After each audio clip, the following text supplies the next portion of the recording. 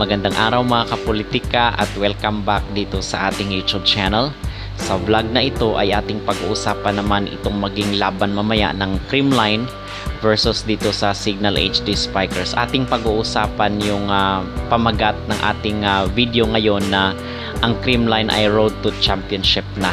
Okay?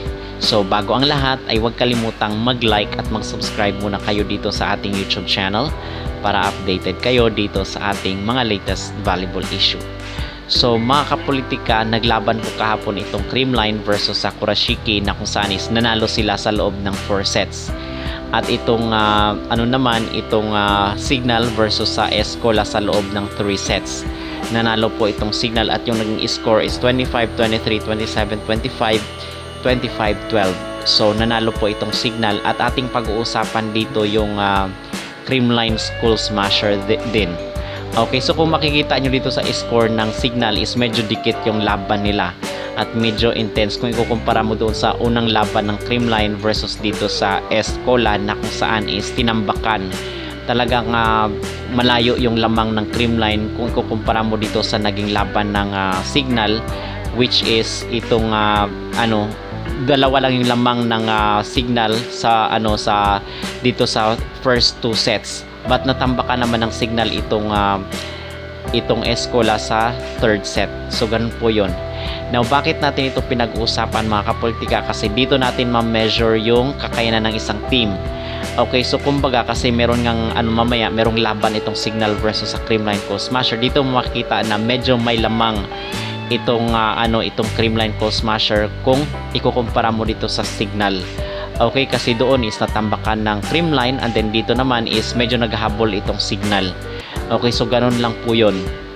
So dito is itong laban kasi ng Creamline sa Signal is siya na lang yung team na kailangan ipatumba ng ng Creamline para para sure na nasa top 1 itong Creamline, kasi opposite ito doon sa naging sistema doon sa reinforcement, sa PVL reinforcement or open conference na kung saan yung top 1 is kakalabanan yung bottom team. So hindi po ganun ang maging laban dito mga kapolitika. Ang maging laban po dito sa finals at sa semis ay yung top 1 kakalabanan niya po yung top 2. So siya po ang maging champion. Kung sino yung mananalo doon sa labanan ng top 1 at top 2 is siya po ang champion. Then yung matatalo is yung second place or yung silver. And then yung maglalaban naman for 3rd place itong top 3 at top 4. So kung sino po ang mananalo doon sa kailang laban is siya po ang mananalo for bronze. So ganun lang po yun kasi 5 team lang naman ito mga kapolitika. Okay, so dito is nakikita natin na sigurado na itong Creamline na magpa-finals. So kinakailangan lang na either nasa top 1 sila or nasa top 2. So ganun po ang sa tingin ko ang maging ranking ng Creamline Cold Smasher mga kapolitika. So malabo na po mag 3rd place itong Creamline Cold Smasher. Liban na lang kung merong mga twist na magaganap dito sa mga susunod na araw or mamaya. So dito is nakikita natin na itong Creamline Cold Smasher kasi merong mga nagsasabi ngayon na kung saan is baka magcha-champion na naman back to back itong maging championship ng Creamline Cold Smasher. Now sa laban nila mamaya is ang magiging nakikita kasi dito sa Creamline lagi naman nating sinasabi na wala na tayong masyadong nakikita na kung saan is pwede nilang ikatalo. Okay, but meron talagang dapat yung consistency nila is yun ang ma-maintain nila. Okay, and on the other hand naman dapat maging flexible rin itong mga players kasi baka ibang sistema itong gagamitin ng Signal, so hindi natin alam kasi merong interview itong si Coach Shaq at the same time itong import nila na si MJ Perez nang sinasabi nila kahapon after nung laban nila dito sa Escola. Ang reason daw kasi nagmatch nga itong Signal diba doon sa reinforcement na kung saan is natalo itong Signal dito sa laban nila kontra sa Creamline Cold Smasher. So naglaban sila and then doon is natalo itong Signal HD Spikers. So ang reason doon ni MJ Perez is dahil daw pagod sila. Okay, so ito daw yung pinaka-reason ng bakit natalo itong Signal HD Spikers, even though marami ng mga moments na pwede nang tapusin actually ng Signal, but nahabol nga sila doon sa 4th set, doon sa naunang match nila nitong PVL reinforcement.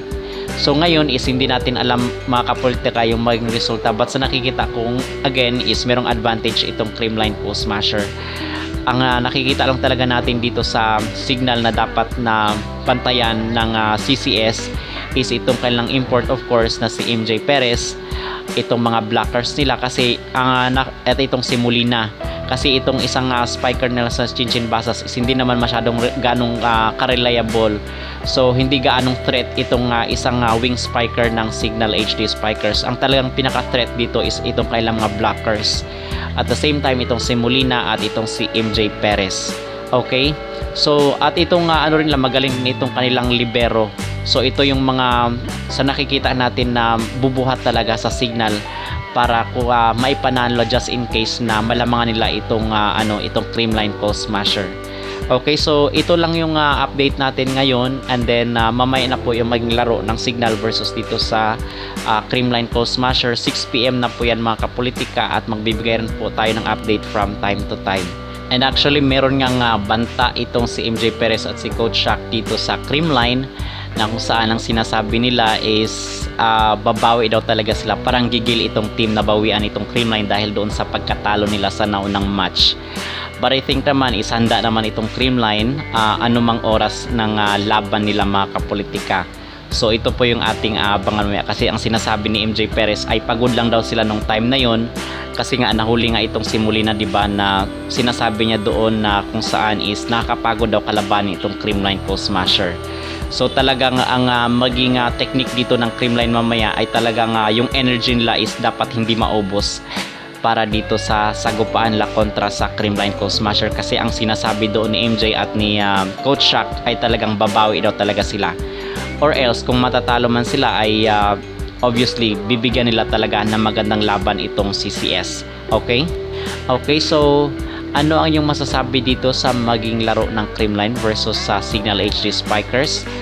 At sino sa tingin nyo ang mananalo mamaya? Ito bang Creamline or itong Signal? Mag-comment down below, at huwag kalimutang mag-like at mag-subscribe na rin kayo dito sa ating YouTube channel para updated kayo dito sa ating mga latest volleyball issue.